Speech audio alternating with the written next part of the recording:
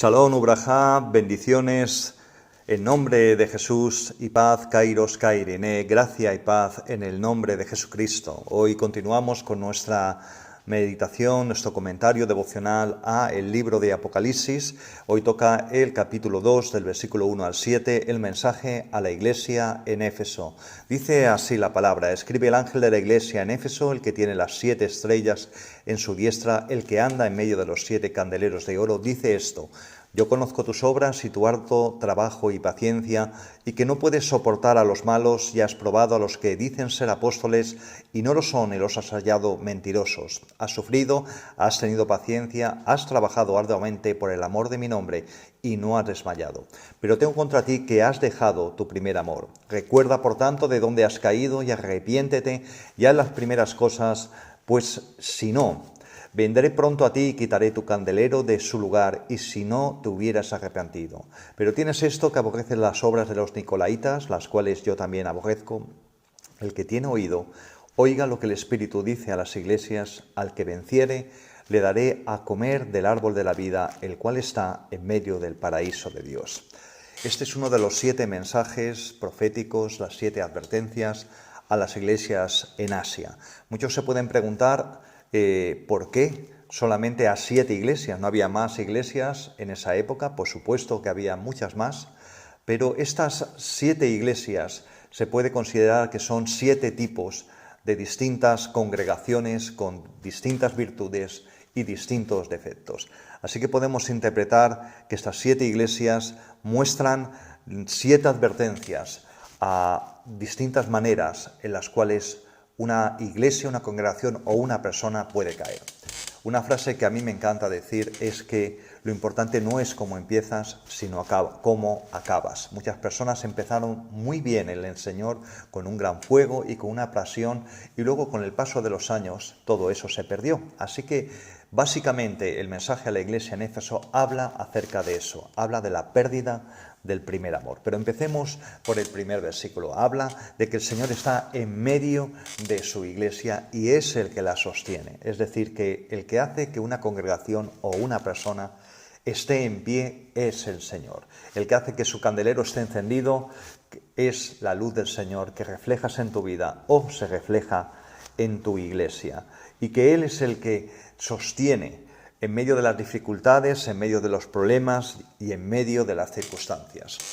Éfeso era una ciudad portuaria, allí en el Asia Menor, una ciudad que durante un tiempo tuvo una gran prosperidad, pero que a mediados del siglo I, en los tiempos en que empezó a crecer la iglesia en Éfeso, había disminuido tremendamente el tráfico comercial, entre otras cosas porque el puerto se había acumulado una especie de fango, de limo, que impedía que los barcos pudiesen atracar como antes. Así que se desvió todo el comercio a una ciudad cercana, como era la ciudad de Pérgamo.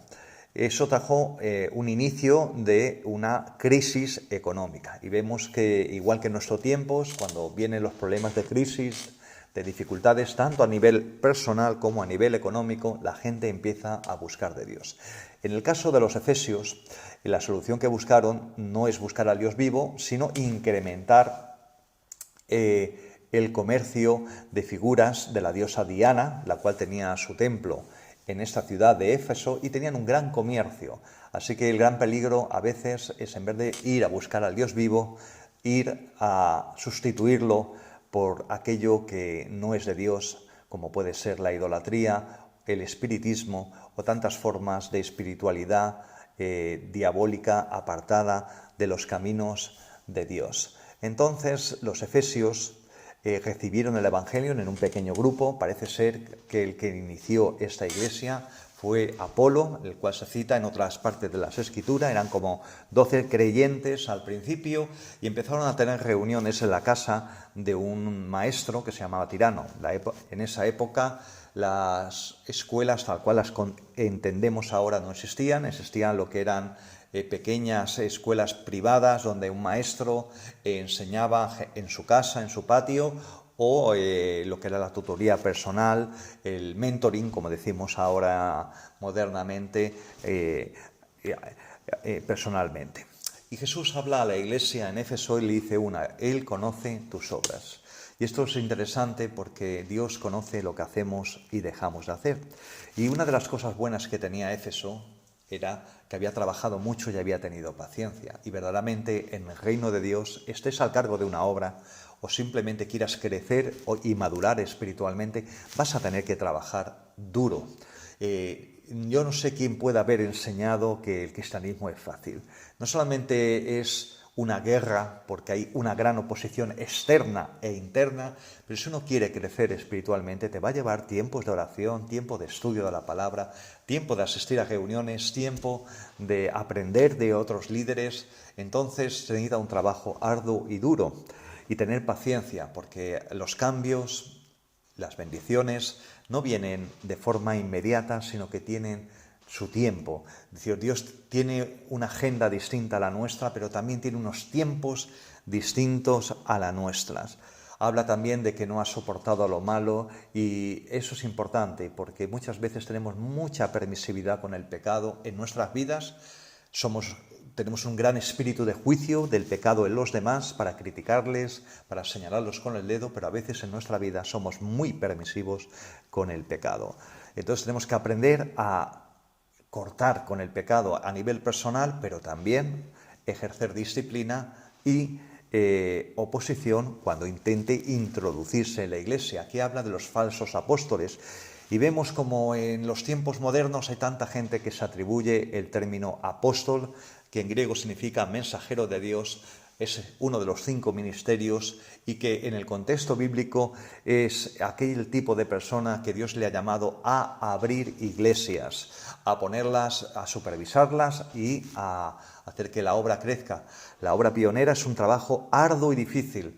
La persona que tiene el ministerio apostólico genuino y verdadero no es un mega gurú, un mega líder, una especie de mini papa evangélico, sino que es una persona que es capaz de sentir esa visión y esa misión de abrir obras desde cero, obras pioneras. Y de verdad son personas a las que hay que quitarse el sombrero delante de ellas. Aquí habla de aquellos que dicen ser apóstoles y no lo son. Entre otras cosas, si no vemos fruto en su vida, no han abierto iglesias y verdaderamente no ha ganado personas para Cristo, tal apostolado es falso. No sé si tendrá otro ministerio, pero desde luego el apostólico no lo tiene. Así que hay mucha gente mentirosa en el pueblo de Dios y los que nos encanta Internet y YouTube vemos tanta y tanta gente diciendo cosas que son falsas y que no tienen que ver con lo que la palabra de Dios dice. Aquí habla del sufrimiento y habla de la paciencia y dice que no ha desmayado. Y tenemos que aprender a no desmayar porque tantas cosas vienen en nuestra vida, tantas pruebas, dificultades diariamente. Tenemos que aprender a tener esa paciencia, ese esfuerzo en el tiempo. El gran problema de la generación actual, del mundo en general, es que somos súper blanditos. Vivimos en un mundo de gran comodidad, de microondas, de calefacción, de abundante comida. Y en el terreno espiritual nos hemos creído, nos hemos desarrollado sin una gran capacidad de resiliencia o resistencia al dolor y el mal. Enseguida viene cualquier prueba, cualquier dificultad, nos hundimos, tambalealea nuestra fe, empezamos a dudar y verdaderamente desmayamos. Y eso al Señor no le agrada, porque está escrito que el justo por la fe vivirá. Luego empieza, como en estas 7 advertencias, empieza el Señor a confrontar a esta iglesia. Una cosa que les dice es: has dejado tu primer amor. Y el primer amor, todos sabemos lo que es el amor romántico, lo que es la primera persona en la cual depositamos nuestro enamoramiento, nuestro romanticismo. Pero aquí está hablando ese amor, esa pasión, esa entrega que tenemos cuando conocemos a Jesús. Verdaderamente el Señor quiere que eso tenga su continuidad en el tiempo. Ahora viene el fuego, hay que alimentarlo. El fuego hay que añadirle cada día combustible. Y cuando dejamos la oración y la ponemos como cosa secundaria, cuando dejamos el buscar una vida de obediencia, de hacer lo que a Dios le agrada y empezamos a permitir el pecado, cuando nos dedicamos a juzgar y a criticar a los demás, en vez de ejercer esa misma autocrítica sobre nosotros mismos, perdemos el primer amor, el Espíritu Santo se apaga. Y aquí habla de personas que han caído, es decir, personas que a pesar de ese testimonio en el tiempo, en los años, han caído. Y aquí lo importante no es cómo empiezas, es cómo acabas, no cómo estabas en los 5 primeros años de tu vida cristiana, sino cómo estás en los siguientes 30 o 40 años o el tiempo que te quede en el Señor, porque puedes caer y el Señor dice que nos arrepintamos. De tal manera que la palabra griega metanoia, que es la que habla de arrepentimiento, es una palabra muy fuerte. A estas personas tan fieles, tan cuidadosas de la doctrina, les dice que se tienen que arrepentir, que puede que doctrinalmente estén en lo correcto, pero en la praxis, en la teopraxis, no lo están. Y verdaderamente el Señor tiene paciencia con nosotros. Paciencia cuando somos recién convertidos, hay tantos fallos en nosotros, pero nos sigue sosteniendo y sigue disfrutando de ese amor, de esa pasión que tenemos con Él. Y también cuando llevamos años en el Señor y cuando hemos perdido ese fuego, también tiene paciencia, pero también la paciencia del Señor tiene un límite. Y aquí dice que tenemos que cambiar, que tenemos que ser transformados y hacer un giro de 180 grados de donde estamos al lugar en el cual hemos perdido. Sigue hablando que hacen bien en aborrecer la obra de estos nicolaitas. Parece ser que estos nicolaitas eran personas que mezclaban la filosofía gnóstica con la teología cristiana y que además enseñaban algún tipo de prácticas depravadas en el sentido que era compatible una vida de inmoralidad sexual con la fe en el Evangelio, cosas que más adelante vamos a ver en otras cartas. Es decir, que aborrecer el mal es algo muy importante, igual que luchar por el bien. Termina ya diciendo que el que tiene oídos oiga. Es decir, este es un hebraísmo, una expresión del pueblo hebreo, que significa que si tienes oídos, aplícatelo a lo que estás escuchando. Y desgraciadamente oímos mucho, escuchamos muy poco, aplicamos muchísimo menos. Y es el Espíritu Santo el que está hablando. Igual que cuando predica un hombre de Dios ungido por Él, es el Espíritu Santo el que está hablando por la persona. No, lo importante no es que sea guapo, feo, latino o español, lo importante es que hable con la voz del Espíritu Santo y las palabras del Espíritu Santo. Hay un llamado a ser vencedor porque ese es el objetivo, que seamos vencedores, que estamos en un combate y en una lucha, no seamos vencidos, sino seamos vencedores. Curiosamente, la palabra nicolaita significa aquel que vence, o que es vencido, y el Señor aquí hay un juego de palabras en griego en el que tiene que vencer en los caminos del Señor y aquel que es vencido por el pecado y por las falsas doctrinas. La gran promesa, como todas estas 7 cartas, termina diciendo que al que venciere va a comer del árbol de la vida. Imagínate, aquel árbol que Dios tenía en el jardín del Edén, que no pudieron comer Adán y Eva, por supuesto, está hablando de la vida eterna. Es curioso que se diga al que venciere. Aquí ya tenemos que entrar a la doctrina sobre la pérdida de la salvación o no, pero aquí habla que el que venciere va a comer del árbol de la vida.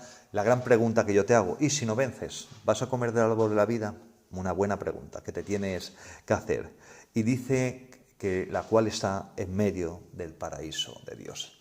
Así que con estas palabras de ánimos, estas palabras de advertencias, en este día el Señor te bendiga y te ayude a poner en práctica todo aquello que el Señor nos advirtió a la Iglesia en Éfeso. Amén.